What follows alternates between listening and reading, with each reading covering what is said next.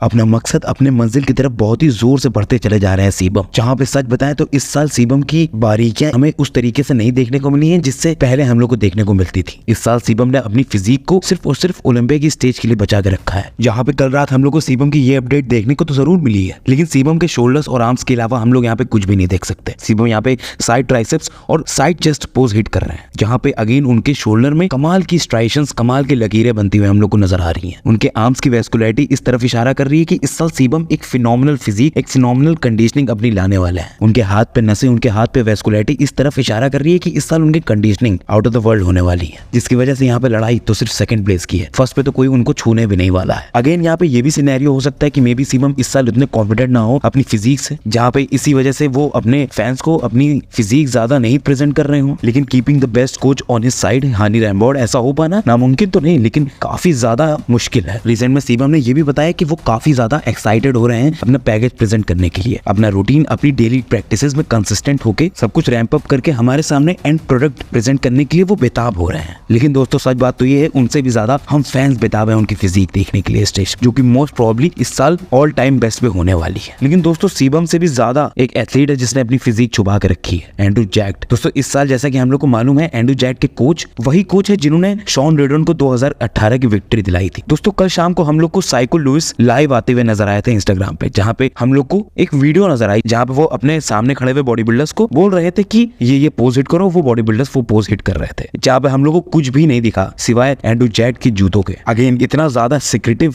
है इस साल एंड्रू जैक्ट, जैसा कि इस जमाने में कोई भी और बॉडी बिल्डर नहीं है। ये जमाना है दोस्तों सोशल मीडिया का, और ऐसे में इतना ज्यादा अपनी बॉडी को, अपनी फिजिक को शैडोज में रखना, ये डेफिनेटली मुझे 90s की याद दिला रही है, जहाँ पे डोरियन येट्स जैसे बॉडी बिल्डर्स हम लोग को सालों साल अपनी फिजिक नहीं दिखाया करते थे और फिर स्टेज पे आके पूरी दुनिया को शॉक करके रख देते थे। क्या डोरियन ही की तरह इस साल एंड्रू भी अपनी फिजिक से शॉक करने वाले हैं? दोस्तों ये तो वक्त ही बताएगा, लेकिन हर एक सुराग हम लोग को इसी तरफ इशारा कर रहा है कि इस साल एंड्रू ऑल टाइम बेस्ट पे आने वाले हैं। इस साल एंड्रू अपनी एक कमाल की डेंजरस फिजिक दिखाने वाले हैं। ऐसे में दोस्तों मेरे लिए तो डेफिनेटली एंड्रू जैक टॉप 6 के अंदर हैं, लेकिन उनके लिए ट्रू चैलेंज और ट्रू जीत तब होगी जब वो टॉप 4 क्रैक कर पाएंगे, जहां पे वो नेक टू नेक खड़े रह पाएंगे निक, सैमसन, डेरिक, हादी जैसे बॉडी बिल्डर्स के साथ, जो कि लास्ट ईयर ऐसा नहीं हुआ था। बट इस साल उनकी खुफिया प्रेप हमको इसी तरफ इशारा कर रही है कि एंड्रू इस साल शायद दुनिया को शॉक करने आ रहे हैं। लेकिन दोस्तों शॉक तो एक और बॉडी बिल्डर करना चाहता है, ब्रैंडन हेंड्रिक्सन फ्रॉम मेंस फिजिक, जो कि 3 टाइम मेंस फिजिक चैंपियन रह चुके हैं। लेकिन लास्ट ईयर उनसे उनकी चैंपियनशिप छीन ली गई थी एरिन बैंक्स के द्वारा, जहां पे इस साल उनको बहुत ज्यादा सपोर्ट, बहुत ज्यादा समर्थन मिला है अपने फैंस की तरफ से।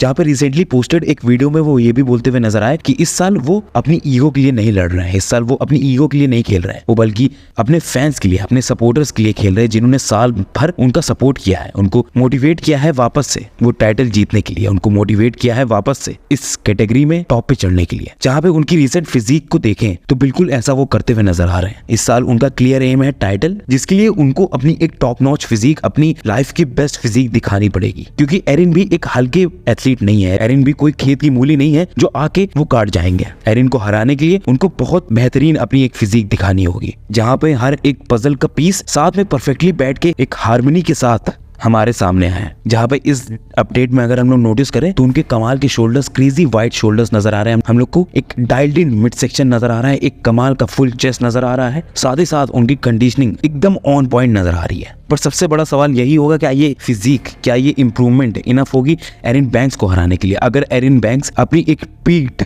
बॉडी प्रेजेंट करेंगे, अपना एक पीक्ड पैकेज प्रेजेंट करेंगे, क्योंकि हम सबको मालूम है यहाँ पे जजेस फेवरेटिज्म नहीं कर रहे हैं, जजेस डिजर्विंग एथलीट को जिताने में ही लगे हैं। जहाँ पे रिसेंट में हम लोग को देखने को मिला कि एरिन की थोड़ी सी गलती में लीजन स्पोर्ट्स फेस्टिवल में उनको सेकंड पे रख दिया गया और कायरन होल्डन को फर्स्ट पे, जिसके बाद मोस्ट डेफिनेटली ब्रैंडन भी ऐसा ही करने को देख रहे होंगे, लेकिन ओलंपिया में। बट ऐसा उनको करने के लिए सिर्फ उनको ही एक कमाल का पैकेज नहीं प्रेजेंट करना है, कहीं ना कहीं हम लोग को मालूम है एरिन को भी अपनी ऑफ फिजिक थोड़ी सी लानी पड़ेगी, because Erin is definitely very dominating, जहाँ पे उनका प्रोपोर्शंस, उनके स्ट्रक्चर आइडियल स्ट्रक्चर है मेंस फिजिक के लिए। दोस्तों यहीं पे हम लोग को एक और मेंस फिजिक के एथलीट की कमाल की अपडेट देखने को मिली है, रायन टेरी, जहाँ पे वो मेंस फिजिक का पोज तो नहीं हिट कर रहे थे, लेकिन एक क्लासिक, एक open body building pose hit कर रहे थे, front double bicep with a vacuum, जहाँ पे उनकी फिजिक बहुत ही कमाल की नजर आ रही थी। उनके बाइसेप्स पीक फिनोमिनल नजर आ रहे थे, पहाड़ की तरह खड़े हुए थे, और उनकी वैक्यूम मोस्ट डेफिनेटली फिनोमिनल लग रही थी। इन सब के बीच वो भी देख रहे होंगे अपनी लास्ट ईयर की 8th फिनिश को बीट करना और फाइनली वो टॉप कॉल आउट में आना, जहाँ पे ऐसा नहीं है कि वो ऐसा कर नहीं सकते, ऐसा नहीं है कि उनकी फिजिक खराब है, ऐसा नहीं है कि वो एक खराब एथलीट है, एक बुरे एथलीट है, हमेशा वो अपनी ऑन पॉइंट फिजिक लेके आते हैं। बट सच बात तो है कि इस कैटेगरी में काफी ज्यादा और कॉम्पिटिटिव बॉडी बिल्डर हैं और शायद उस दिन उनसे बेहतर बॉडी बिल्डर रहे स्टेज पे। ऐसे में कोई ना कोई एज जो मिलना चाहिए रायन को वो नहीं मिल पाता है, बिकॉज बाकी सारे एथलीट्स की कमाल की इस कैटेगरी में बबलीनेस, राउंडनेस है। इस अपडेट में उन्होंने बताया भी कि वो बहुत ज्यादा इस टाइम फ्लैटनेस फील कर पा रहे हैं अपनी फिजिक में। इसके होने के बावजूद भी he is hungry to improve his placings from last year. He is hungry to prove himself and improve to the top ranks in 3 weeks. दोस्तों अब हम डेरिक लंसफोर्ड के बारे में बात कर लेते हैं। डेरिक लंसफोर्ड ने इंस्टाग्राम पे अपनी ये कुछ पिक्चर्स अपलोड की हैं, जहाँ पे हम लोग देख सकते हैं कि उनका चेस्ट एक्सट्रीमली हार्ड नजर आ रहा है, स्ट्राइएशंस से, लकीरों से भरा हुआ नजर आ रहा है। और काफी लोग इन माय कमेंट सेक्शन और भी जगह पे मुझे ये बोलते हुए जरूर सुनाई देते हैं कि डेरिक लंसफोर्ड उस लेवल के एथलीट नहीं है, बिकॉज उनके पास सॉफ्ट चेस्ट है और सॉफ्ट बाइसेप्स है। अब बाइसेप्स का दोस्तों तो मुझे नहीं पता, लेकिन चेस्ट तो डेफिनेटली उनका सॉफ्ट नहीं है। इस साल उन्होंने इतनी ज्यादा इंप्रूवमेंट की है अपनी चेस्ट में, इतनी ज्यादा मसल मैच्योरिटी ऐड की अपने चेस्ट में, क्लियरली हम लोग देख सकते हैं कि उनका चेस्ट लास्ट ईयर से बहुत ज्यादा हार्ड डिफाइंड नजर आ रहा है, मसल मैच्योरिटी में काफी ज्यादा बढ़ा हुआ नजर आ रहा है। ऐसे में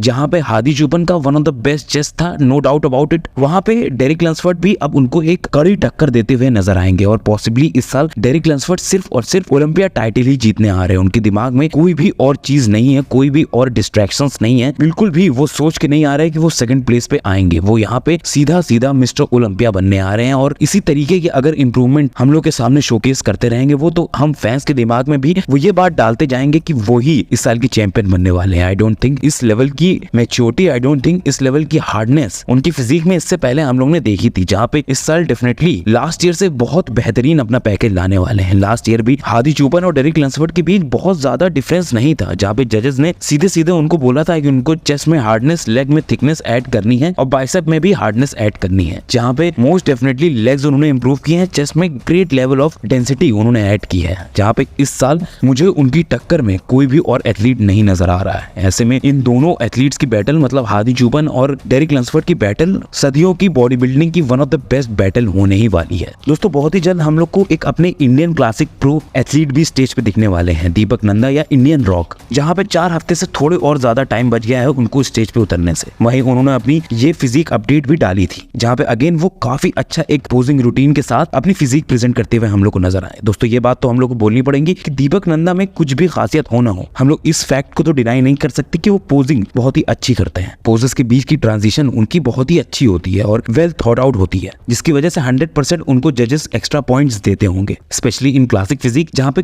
पोजिंग बहुत ही इंपॉर्टेंट होती है। बट दोस्तों मैं यहाँ पे डेफिनेटली उनकी बुराई नहीं कर रहा हूँ, लेकिन मैं ये फैक्ट भी स्टेट करना चाहता हूँ कि यही एक डिफरेंस होती है हमारे यहाँ के एथलीट्स में और बाहर के एथलीट्स में। बाहर के एथलीट्स वक्त से पहले तैयार हो जाते हैं, लेकिन इंडियन एथलीट्स उतना ज्यादा रेजर शार्प स्टेज पे होके नहीं आते हैं। जहाँ पे 4 हफ्ते से ज्यादा टाइम बचा है, लेकिन उस हिसाब से कंडीशनिंग वैसी नहीं नजर आ रही है। To be very honest, classic physique athletes की जो टॉप लेवल पे हैं वो ऑफ सीजन में इस तरीके की कंडीशनिंग अपनी रखते हैं। यहाँ पे हम लोगों को अगर याद हो तो अर्ज कलेसिंस्की की ये हम लोग को अपडेट ऑफ सीजन में देखने को मिली थी, वेयर वी कैन सी इसी तरीके के कुछ कंडीशनिंग वो भी कैरी कर रहे थे। Of course I am not mocking Indian rock, classic physique में शायद एक बहुत ही फिनोमिनल एथलीट है वो, बट उनको अगर नेक्स्ट लेवल जाना होगा तो ये सारी चीजों को अपने ध्यान में रखना होगा। उनको अगर और बेहतर होना है और ज्यादा अच्छा प्लेस करना है क्लासिक फिजिक में, तो डेफिनेटली उनको पहले से तैयारी करनी पड़ेगी। तो जरूर उनको एक ज्यादा लंबी ड्रॉन आउट और वेल प्लान्ड प्रेप करनी पड़ेगी, जहाँ पे ना वो ऑफ सीजन में एकदम बल्क्ड हो जाए जिसकी वजह से उनको लीन होने में काफी ज्यादा मेहनत लगे, और ना ही प्रेप आते हुए वो बहुत ज्यादा लीन हो जाए जिससे कहीं ना कहीं फ्लैट होकर अपनी मसल मास खो दें। लेकिन दोस्तों ऐसा करने के लिए उनको चाहिए एक्सपीरियंस, और जरूर जैसे वो शोज में कॉम्पीट करते जाएंगे उनके पास एक्सपीरियंस बढ़ता जाएगा। इसी के साथ दोस्तों हम लोग आज की वीडियो को खत्म करते हैं। अगर आप लोग को वीडियो अच्छी लगी हो तो लाइक कर दीजिए, सब्सक्राइब कर दीजिए काफजिला हिंदी चैनल को। चलिए